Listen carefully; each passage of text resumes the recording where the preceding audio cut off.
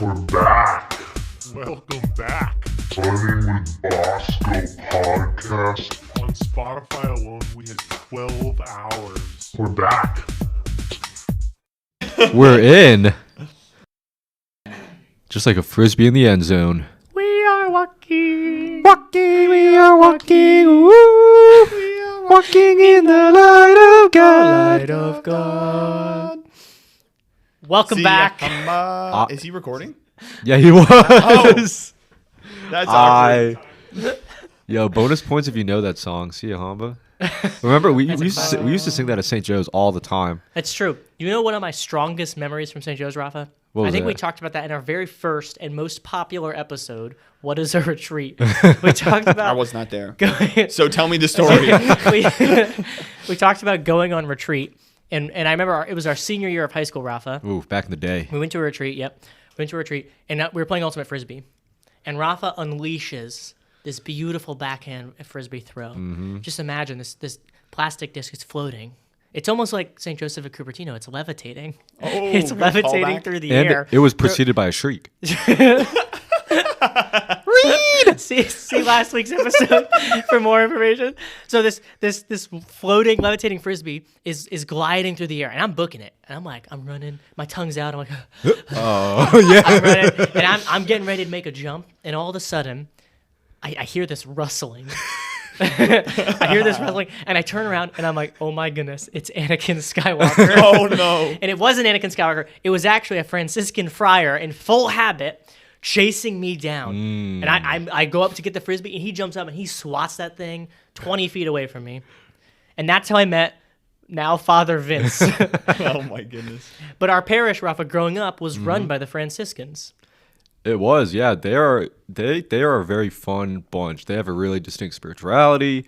They have a great story of the order, and I really just I don't know. Growing up with them really, I think, helped me appreciate my faith a lot more.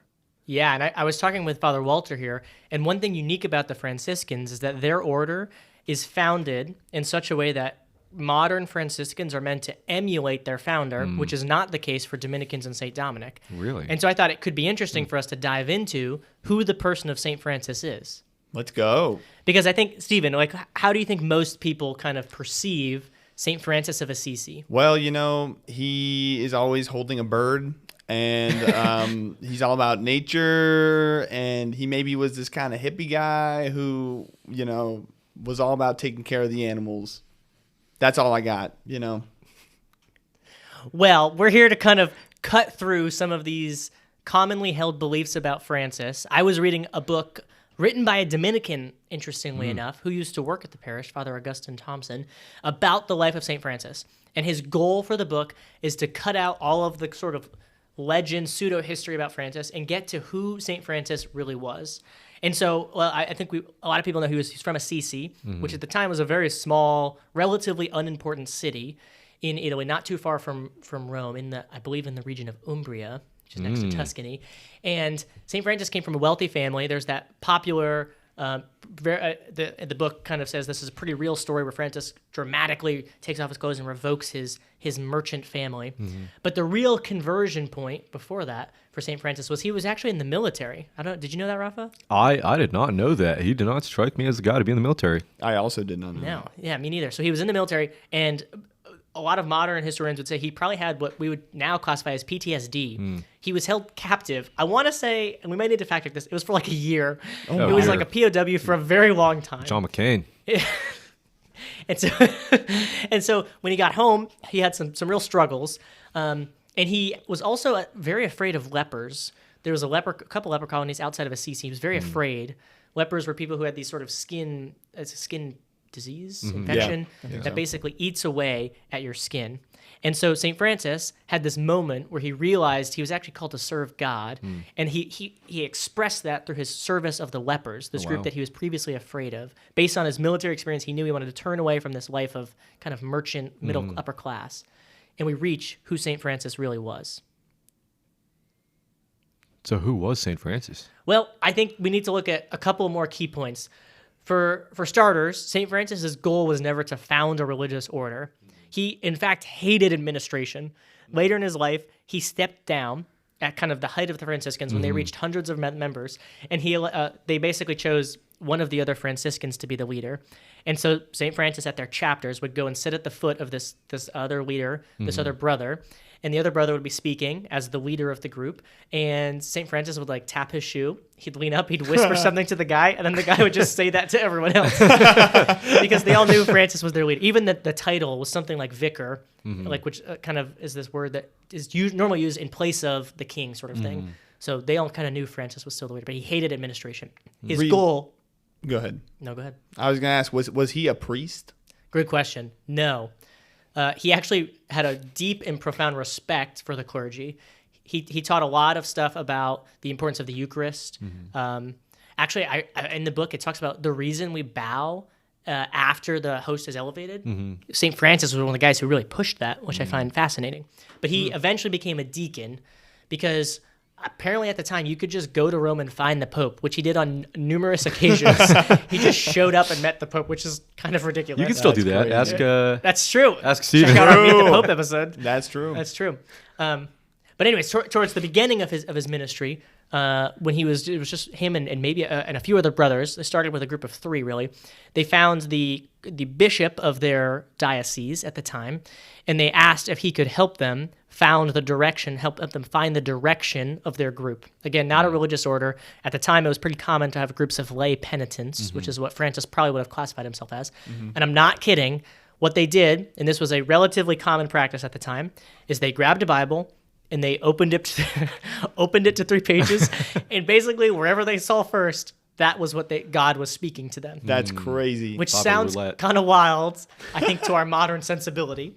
But I believe it was a somewhat common, or at least familiar practice at the time. And the first 2 verses, Grant, they may be up on my research doc. I don't know if you can see it. But I know your password.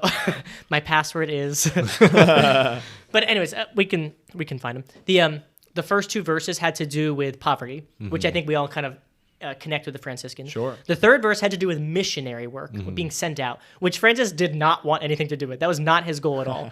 But he took this very seriously. He took this was the start of the rule of St. Francis, which is the foundation for how Franciscans now live their life. He took that call to mission super seriously, which is why even in his lifetime, there were numerous Franciscans who were going all over Europe. They were spreading to Germany. At the time, there was a lot of crusade stuff going on. Francis himself actually traveled to the front line and actually went to meet the Sultan.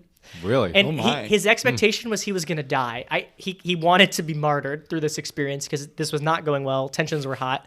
Wow. And he went to the other side of the line, the military line, and he actually spent days with the Sultan, and the Sultan gained a deep respect for Francis. Did not convert, but he had a deep respect and actually returned Francis in good health.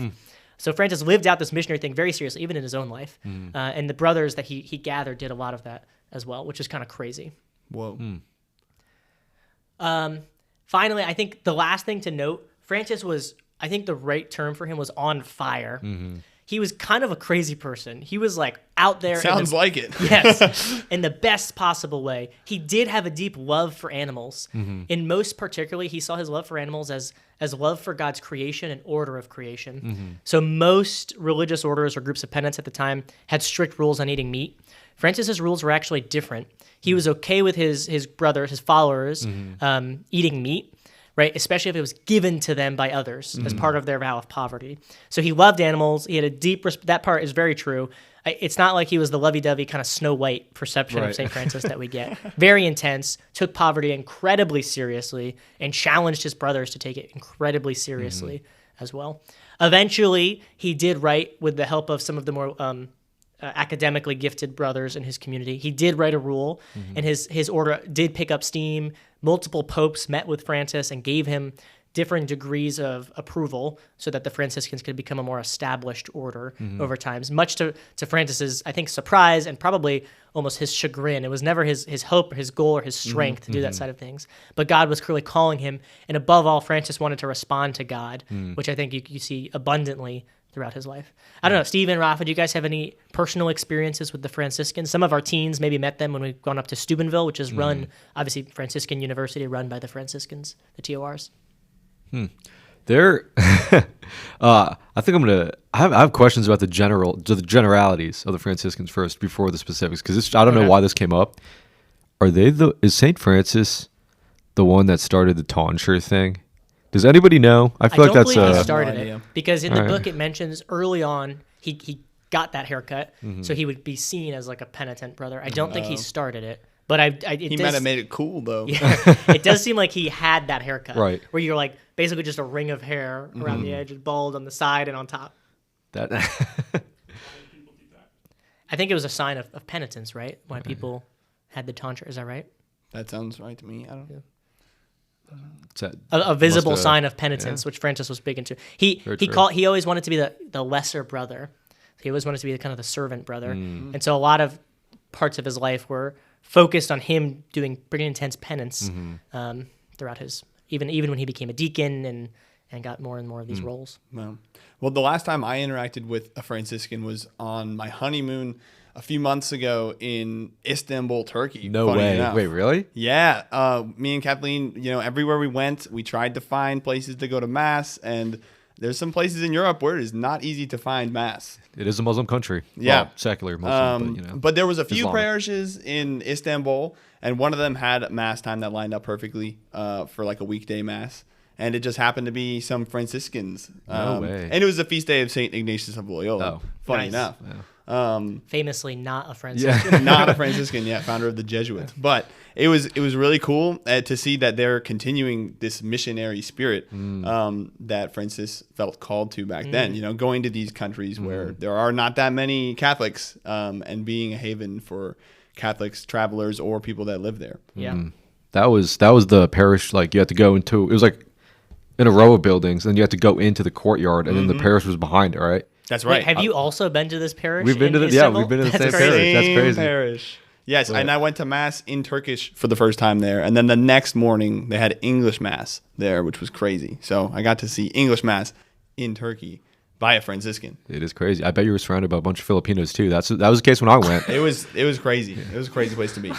But no, What, the Rafa, Franciscans. what did your 8+ years of Franciscan schooling? What kind of strong memories do you have from either learning about St. Francis or interacting with the TORs, the Franciscans? I think my one of the most memorable interactions with the TRRs have been actually pretty recently. Are we allowed to name drop on this podcast, or should I just keep it? We'll bleep it if it's bad. No, it's gonna be fantastic. Yeah, drop the names. It's gonna be fantastic. It's gonna be good. But no, Father Matt out of St. Joe's. I don't know if we knew him before he was Father Matt necessarily, but he came in relatively recently after we were in ministry there, I believe, at least permanently. And I don't know, his presence and his way of ministry was always just so inspiring. I mean, his preaching style was he'd come down from the altar and be really interactive with the crowd. And I think the thing that got me, and this maybe this isn't emblematic of anything specifically Franciscan, but more so the on fire part. I would consistently see him jacking pretty heavyweight at the gym, and he'd always come up to me and my friends and always give us a good message while he was putting in that work. You know what's crazy? I ran into Father Matt in Steubenville, and I told him you and I now live in Charlottesville, and he's like, "You got to keep better company." Reed was the first thing that he said. Was he jokingly dissed you, Rafa? He does that all the definitely, time. I think. Yeah. There's just like a joviality or like a joy to them that's really contagious. Well, Rafa, perhaps you could wrap up our podcast with a direct quote from Francis. With a direct quote. from Let's hear it. Francis. Go ahead, Rafa. We're ready. Oh man, I thought this was planned. Well, thank you for listening. To Pray, the hope, and don't worry. No, that. Yeah, no, I know. That's Padre Pio. For I those know. in the crowd. A direct quote from the Franciscan. You got to keep better company. That was a callback. That was a I was callback. just ready. That was a callback.